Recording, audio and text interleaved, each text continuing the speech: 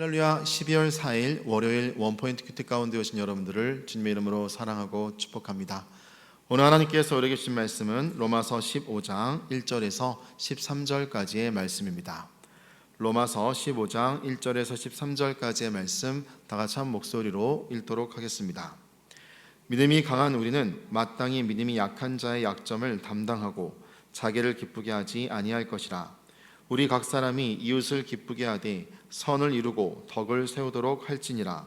그리스도께서도 자기를 기쁘게 하지 아니하셨나니 기록된 바 주를 비방하는 자들의 비방이 내게 미쳤나이다 함과 같으니라. 무엇이든지 전에 기록된 바는 우리의 교훈을 위하여 기록된 것이니 우리로 하여금 인내로 또는 성경의 위로로 소망을 가지게 함이니라. 이제 인내와 위로의 하나님이 너희로 그리스도 예수를 본받아 서로 뜻이 같게 하여 주사 한 마음과 한 입으로 하나님 곧 우리 주 예수 그리스도의 아버지께 영광을 돌리게 하려 하노라. 그러므로 그리스도께서 우리를 받아 하나님께 영광을 돌리심과 같이 너희도 서로 받으라. 내가 말하노니 그리스도께서 하나님의 진실하심을 위하여 할례의 추종자가 되셨으니 이는 조상들에게 주신 약속들을 견고하게 하시고 이방인들도 그 긍휼하심으로 말미암아 하나님께 영광을 돌리게 하려 하심이라. 기록된 바 그러므로 내가 열방 중에서 주께 감사하고 주의 이름을 찬송하리로다함과 같으니라. 또 이르되 열방들아 주의 백성과 함께 즐거워하라 하셨으며 또 모든 열방들아 주를 찬양하며 모든 백성들아 그를 찬송하라 하였으며 또 이사야가 이르되 이새의 뿌리 곧 열방을 다스리기 위하여 일어나시는 이가 있으리니 열방이 그에게 소망을 두리라 하였느니라. 소망의 하나님이 모든 기쁨과 평강을 믿음 안에서 너희에게 충만하게 하사 성령의 능력으로 소망이 넘치게 하시기를 원하노라. 아멘. 이 시간 서로 품는 믿음이란 제목으로 담임 목사님께서 큐티 인도해 주시겠습니다. 할렐루야. 자, 오늘 우리가 12월 4일 이제 새롭게 월요일을 시작하면서 이 주간은 또 로마서를 묵상합니다. 로마서 하다가 좀 끊기긴 했습니다만 로마서 15장 1절에서 13절 보면 뭐 그리 어려운 말씀하는 건 아닙니다. 자, 믿음은 한꺼번에 퀀텀 점프가 없습니다. 믿음은 자라는 겁니다. 여러분, 씨앗을 심고 자라면 작은 묘목이 되죠.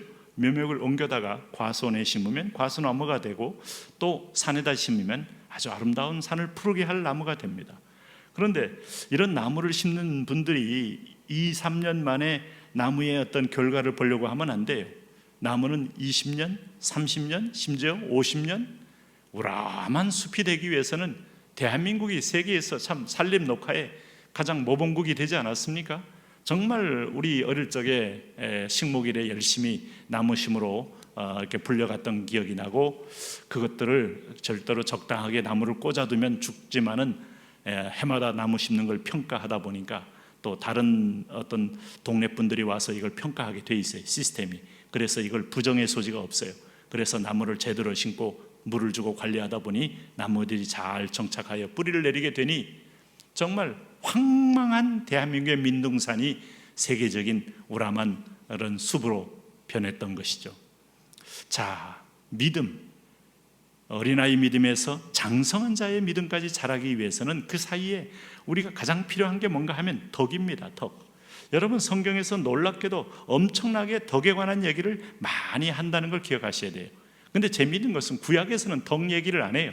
신약에 들어오면서 비로소 신약이 교회가 그리스도 예수 안에서 서로 함께 지어져 가느니라. 이게 에베소 2장의 교회론의 실체 아니겠어요? 그러다 보니까 그 지어져 가는 역청들, 서로 있는 이음들, 그리고 서로 고정하게 하는 못들, 다 이게 뭘까? 덕입니다. 덕. 견고하게 세우는.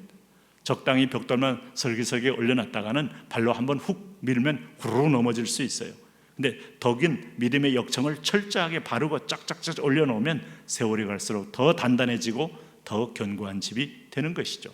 그러므로 오늘 여기 이 2절 말씀 보세요. 우리 각 사람이 이웃을 기쁘게 하되 선을 이루고 덕을 세우도록 할지니라. 이 덕은 관계에 관한 문제입니다. 그래서 이 덕의 문제는 사도 바울도 계속 언급하지만은 베드로 사도도 언급하고 그리고 모든 서신서나 목기 서신서에서도 끊임없이 언급되는 것이 이 덕의 문제다 이겁니다. 그리고 가장 중요한 로마서에도 선을 이루고 덕을 세우라 하는 것이 15장 1절에도 나오는 말씀 아닙니까? 믿음이 강한 자는 우리는 마땅히 믿음이 약한 자의 약점을 담당하고 자기를 기쁘게 하지 아니할 것이라. 이게 덕이에요. 그럼 믿음이 앞선 자, 또 믿음이 구약과 신약의 본질을 안 자, 그리고 구약은 하나의 율법이요 신약은 복음이라서 율법은 복음을 위한 하나의 그 몽학 선생이요 나침반이요 그 화살 표시판으로 이해한 자는 절대화하지 않으니까 진정한 본질에서 자유할 수 있잖아요. 이런 믿음이 강한 자는 믿음이 약한 자가 있잖아요. 전통적으로 오랫동안 굳어서 그것이 절대화된 것을 바꿀 수 없는 사람. 여러분 베드로도 철저하게 유대인이 아닙니까? 그는 레위기서에 나오는 부정한 음식에 대해서 지금까지 삶으로 배어 있어요. 근데 고넬료에게 가서 안수를 하고 세례를 주라는 말이, 베드로가 아무리 지금 예수님 제자가 되었고 그가 성령 받았다고 해도 몸은 안 움직이잖아요. 네? 알긴 귀는 들었는데 몸은 안 움직이는 겁니다. 내 몸이 젖어 있는 대로 움직이는 거예요. 그랬더니 하나님이 하늘에서 그 부정한 음식을 그 보자기에 싸서 3번이나 시장할 때 그 하늘에서 음식을 내려오니까 그 베드로가 시장에서 음식을 쳐다보는데 열어보니까 전부 부정한 음식 아니었어요. 깜짝 놀랐지만은 놀랍게도 하나님이 그 음식을 앞에 놓은 베드로를 향하여 이것을 받아 먹으라. 근데 베드로가 첫 번째 음성에 반응하지 못하잖아요. 두 번째 하나님이 또 보여주고 이것을 받아 먹으라. 그래도 몸이 안 움직이잖아요. 세 번째 얘기하잖아요. 이것을 받아 먹으라. 그럴 때 비로소 이것이 이방인에게도 구원이 있다는 얘기인 줄 알고 인종 편견을 뛰어넘고 인종의 장벽을 넘는, 그리고 드디어 구약의 모든 율법적 장벽을 넘고 은혜와 복음의 세계로 들어오는 그런 믿음의 계기가 된 것이죠. 자, 그것을 뭐라고 말한다고요? 덕입니다. 덕. 이제 이처럼 베드로같이 예전에 구약의 아들이었던 사람들에게 신약적 자유를 가진 사람들이 오늘 그들에게도 이 약한 자의 믿음을 담당하면서 자기를 기쁘게 하지 말고 서로 공동체의 선을 이루도록 하라 이 말입니다. 3절을 보세요. 예수님은 누구신가 하면 철저하게 오늘 우리 제자들을 위하여 인내하고 기다려 주신 분이에요. 예수님의 인내에 대해서 비교할 사람이 있을까요? 그리스도께서 자기를 기쁘게 하지 아니하셨으니 기록된 바 주를 비방하는 자들의 비방이 내게 미쳤다 함과 같으니라. 이 말씀 속에 그리스도께서 자기를 기쁘게 하지 않았다. 그러니까 자기를 내어준 바 되었다. 누구를 위하여? 우리의 죄를 대신하여 죽기 위한 희생의 제물로 내어준 분이 자기 보이스가 없어요. 자기 주장 소리가 없어요.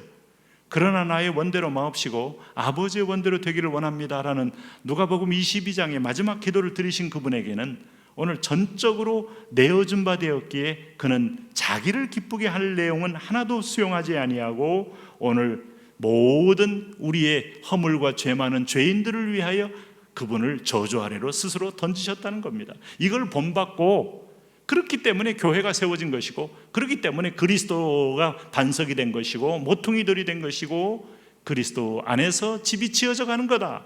너희들도 그를 본받아 오늘 마땅히 믿음이 약한 자의 약점을 담당하여 그리스도를 기쁘게 하라는 겁니다.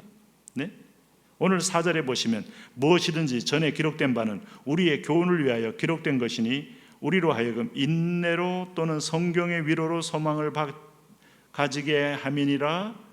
자, 이제 인내와 위로의 하나님이 너희로 그리스도 예수를 본받아 서로 뜻이 같게 하여 주사 한 마음과 한 입으로 하나님 곧 우리 주 예수 그리스도의 아버지께 영광을 돌리게 하려 하노라.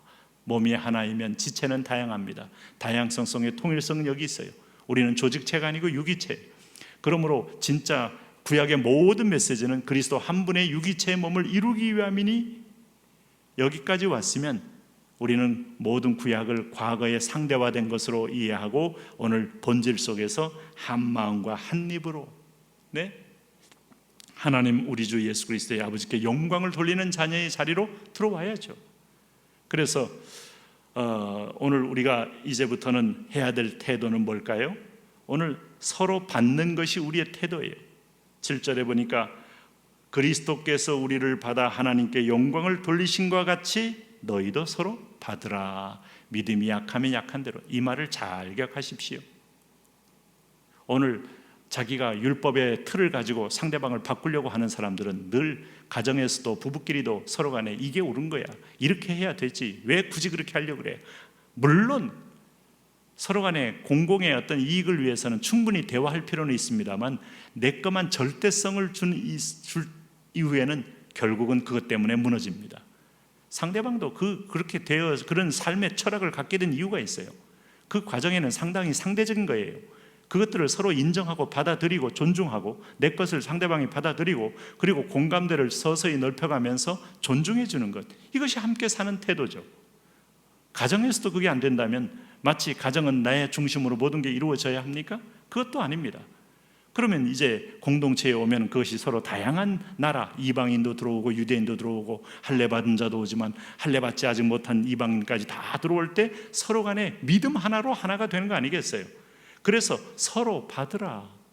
있는 그대로 봐주는 것이 믿음의 시작이고 교회 건설의 중요한 덕입니다. 그래서 가정도 교회고 집안 교회도 물론 당연히 교회고 하나님 나라는 이렇게 교회로 이루어져 가는데 서로 받음으로 이루어진다. 그러므로 8절을 말씀에 내가 말하노니 그리스도께서 하나님의 진실하심을 위하여 할례의 추종자가 되셨으니 그리스도는 할례를 반대한 게 아니라 할례를 이어서 세례로 변혁시킨 분이에요. 그리고 예수님 할례 안 받았을까요? 이는 조상들에게 주신 약속들을 견고하게 하시고 예수님도 난지 8일 만에 할례 받았다고 보여집니다. 사도 바울 당연히 받았죠.